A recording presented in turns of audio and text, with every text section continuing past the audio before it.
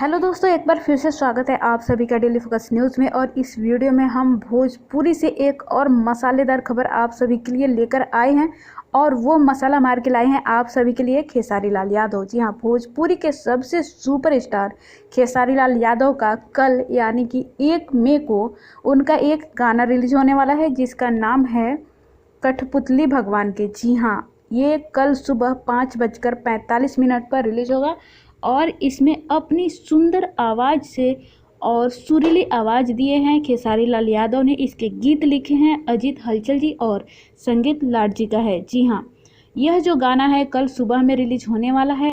इसका जो वीडियो है वो बहुत ही प्यारा है, जैसा कि आप इस वीडियो में देख सकते हैं। ये जो गाना है ये कोरोना पर आधारित है। कोरोना के आगे सब फेल है, ऐसा इस गाने में बताया गया है। खेसारी लाल यादव ने बताया है कि इंसान खिलौना हो गया है, इंसान की कोई वैल्यू नहीं है। कोरोना जो है बहुत बड़ी बीमारी है, ये सबको अपनी चपेट में लेते जा रही है। इसीलिए किसी भी बात का घमंड ना करें और खुश रहें। अगर वीडियो अच्छा लगा तो चैनल को सब्सक्राइब कीजिए और साथ ही घंटी भी